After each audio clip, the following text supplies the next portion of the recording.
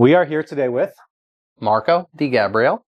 and I want to start kind of like the basics, and then I got some maybe hard-hitting questions for you. We'll see. Yeah, let's do it. Okay. Tell me, let's go before real estate. What were you doing before real estate?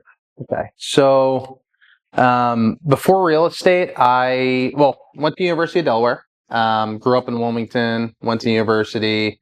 Graduated. I was in college, like mostly marketing. I was a marketing and entrepreneurship major, so that was kind of like where my head was at. And I was interested in real estate, but I was also very interested in like digital marketing, websites, that kind of stuff. So I started an internship my junior year at like a small marketing and web design startup in Newark. And then basically was there interning, took a job out of college there, and I lasted probably like 6 months before I was completely miserable and had to walk in and quit. Why were you miserable?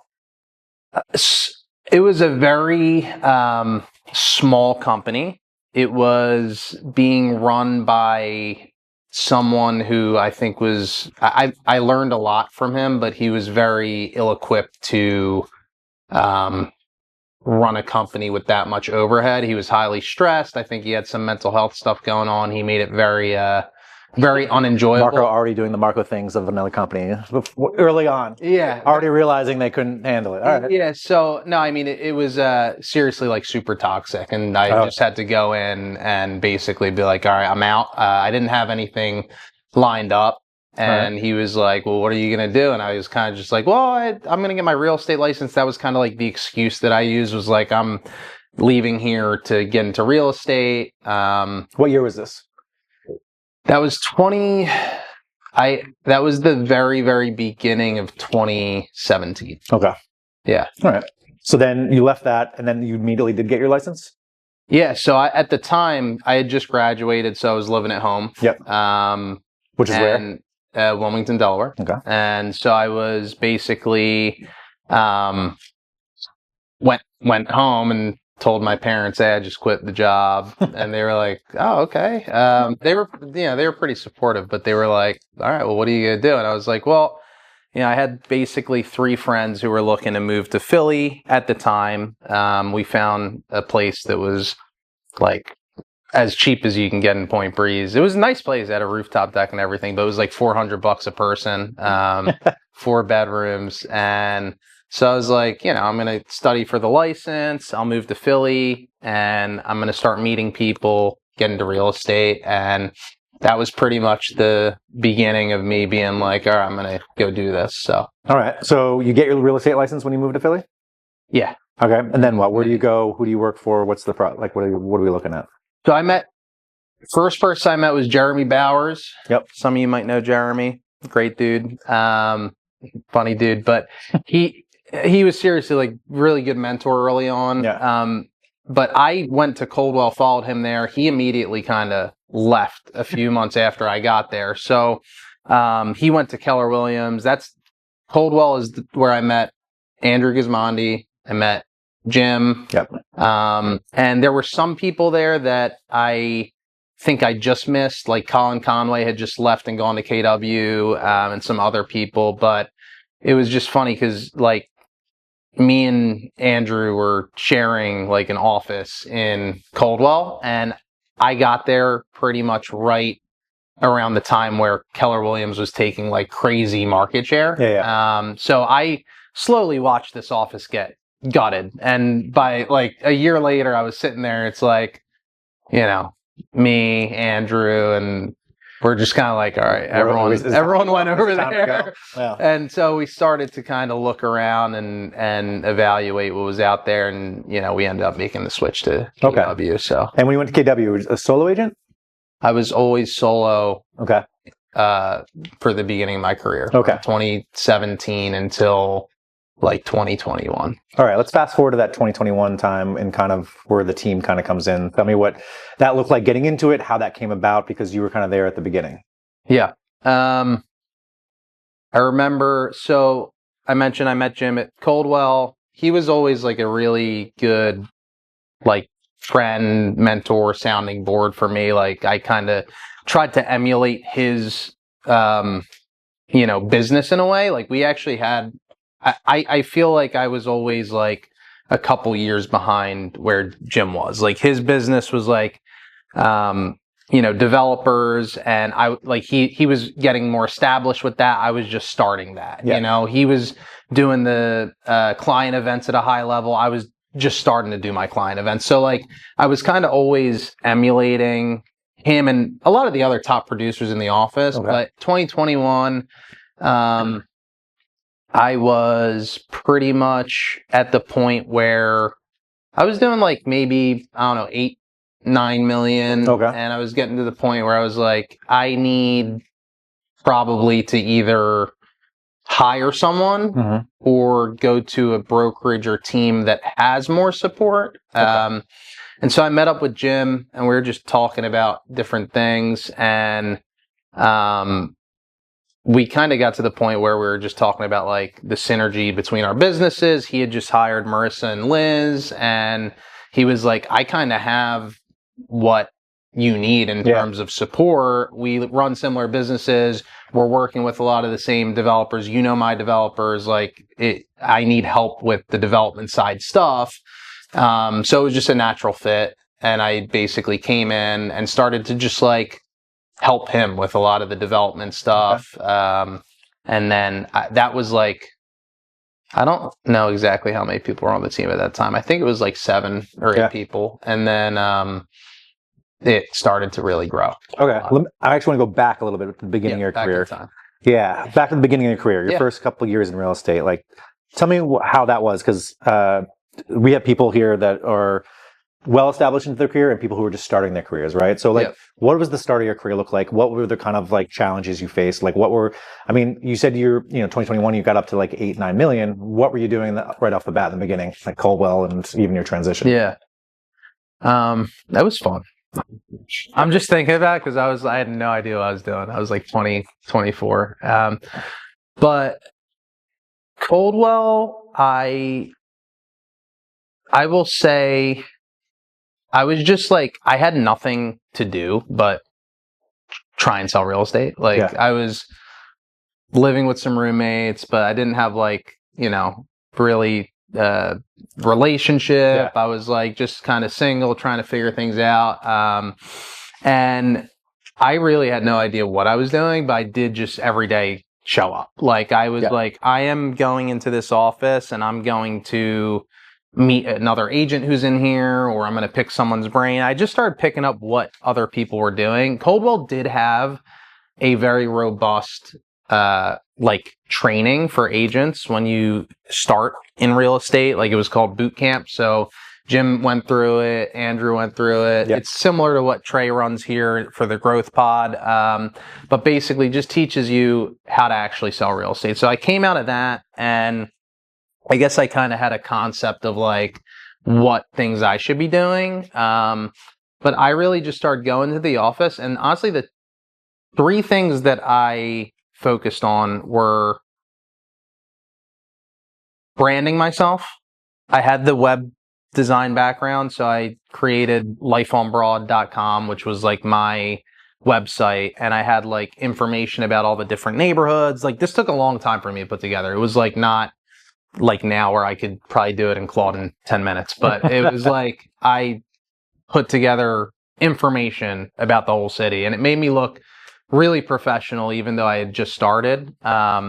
So that was one thing, and I started to use that to reach out to my sphere. So I would like email them blogs that I was like literally writing blogs about like how to be a first-time home buyer and like what was going on in the city and stuff like that. And I was like sending those out. I was also just generally, literally catching up with everyone I knew. So I was like, I moved to Philly. There was a lot of people from college that it was a couple years since I'd really connected with them, or people from high school that I hadn't connected with in a while. I'm like, just going to be like, hey, I just moved to Philly. Do you want to get lunch? You want to get coffee? And just catch up with people. And then 3 was open houses. Was every weekend I was doing probably 4 to 6 open houses. Yeah. And I mean, it was, and it was like crazy because it was like I would literally,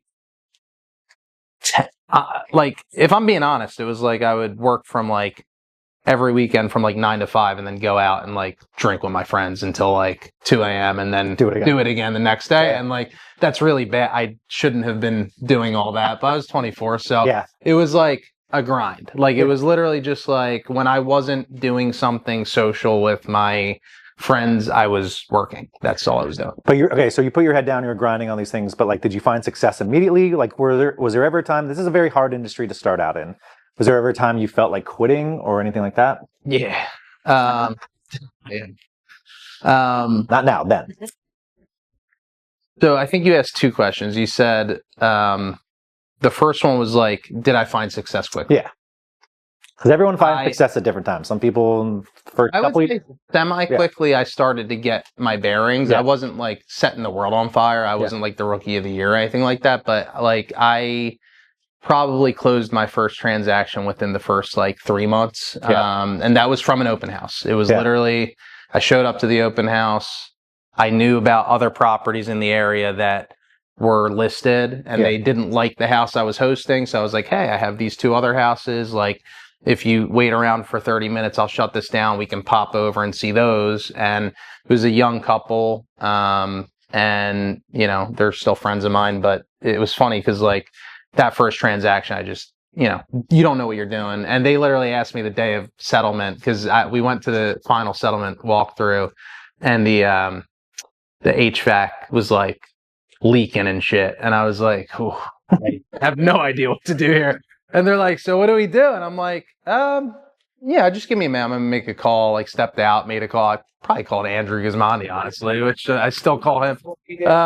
And, you know, figured out what we had to do there and got it figured out. And they were like, hey, Marco, just like, no pressure, but like, is this your first deal? And I was like, yeah, it is. And they were like, that's totally cool. Like, we're really happy to be like your first client. They were like, you've done a great job. I was like, all right, I appreciate it, you know, but obviously they could tell I was a little green because I was like, what the hell's going on? But yeah, so I started relatively okay, not like setting the world on fire. Did I ever want to quit? Yes. Yeah, I did. Expand on that.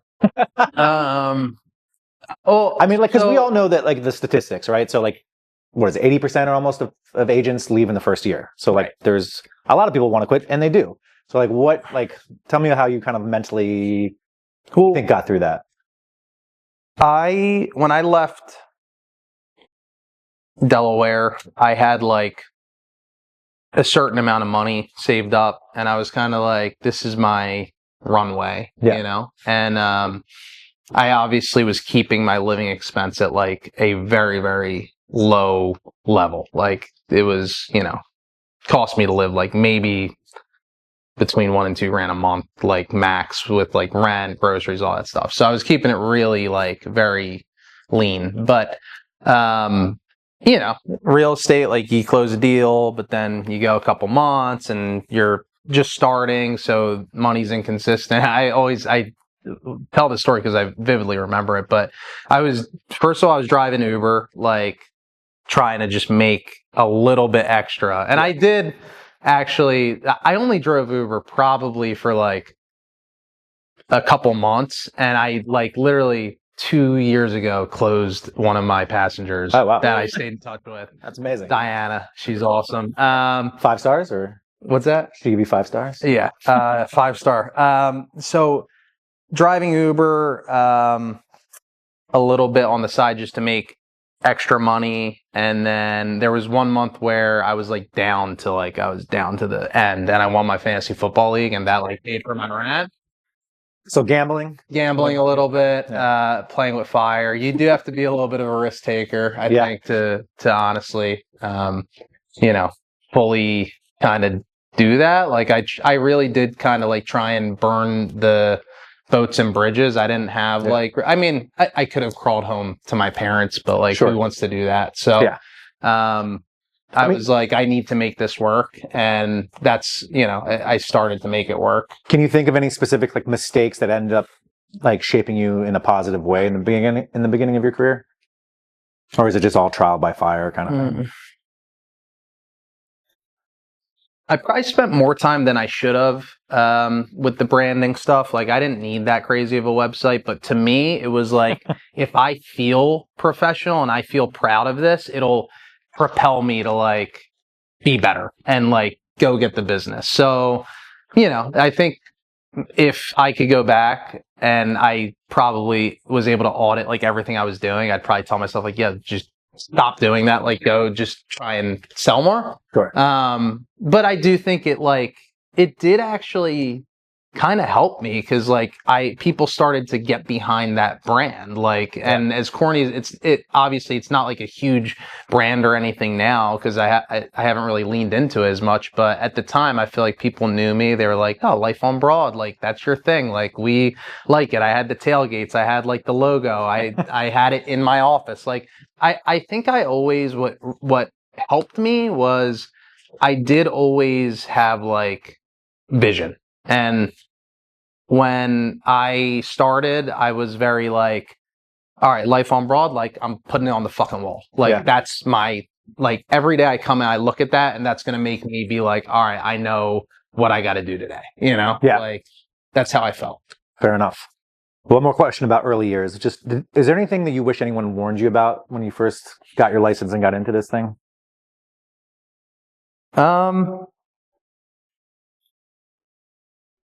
Yeah, I think there's just it gets easier.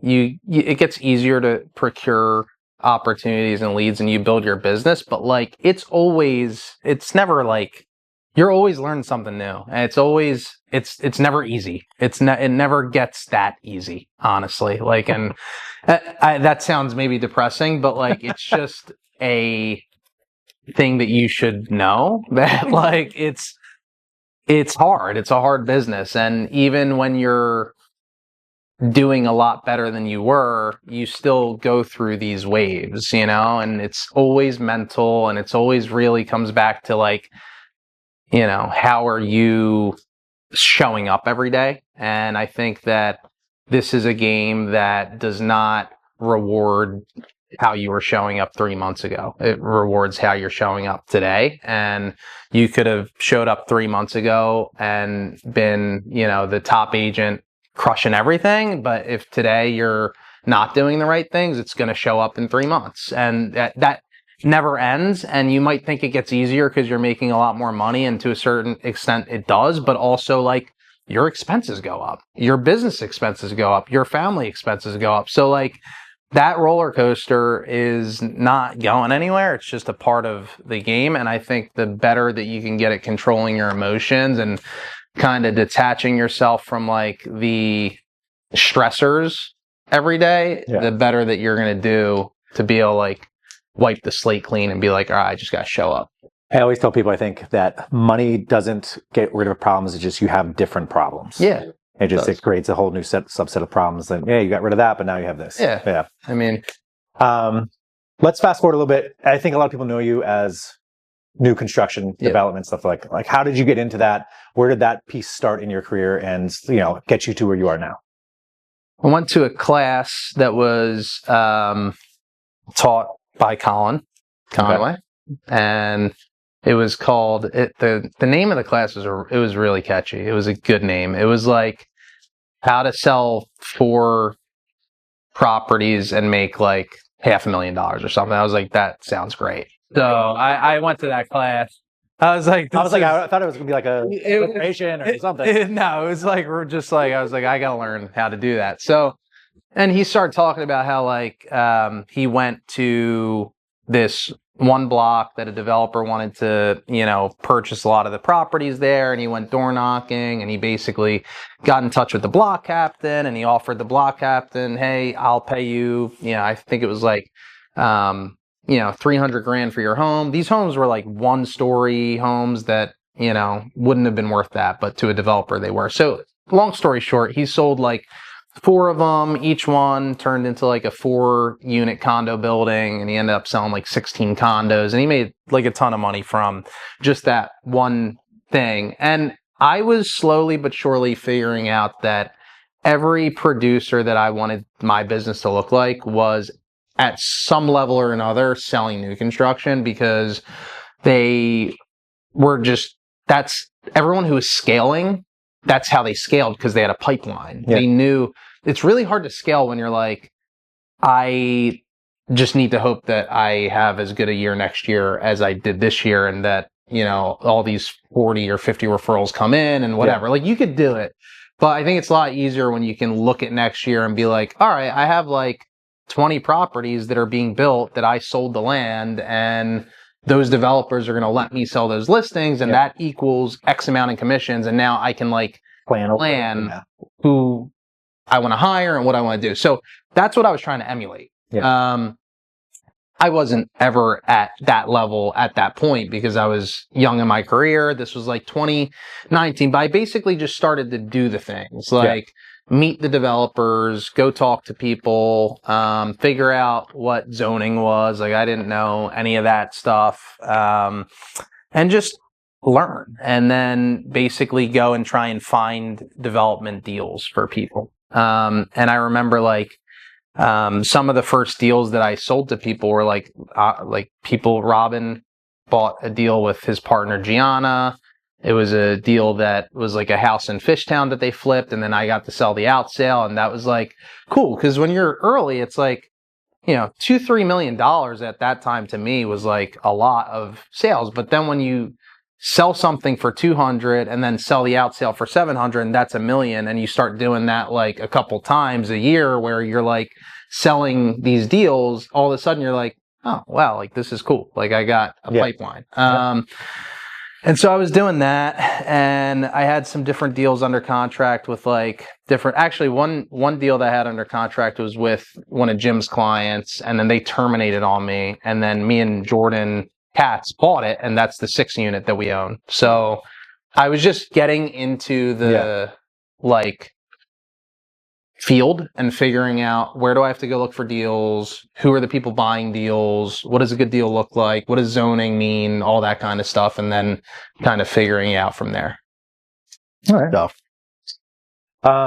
The thing you said about planning ahead, and about like, I always remember you said that when I first joined here and talked to you about like your business and new construction. I was like, oh yeah, like you can, because it's such a, this business is so volatile, right? There's months you make $0, and there's months you make a ton of money, and it's hard to plan, right? Mm-hmm. So I always remember you saying that, and I was like, can someone really do that? One day. Yeah. Is there something that so grind. Didn't, you're younger. Now you have fiance, right? Mm-hmm. That's the thing. It's a thing. You have a dog and all these things. Are there certain things you protect now that you have those things that you used to sacrifice for a bit? Like, what's important to you? Do you have any of those sort of things in your life that's like, hey, I got to make sure to, work-life balance is what I'm getting at.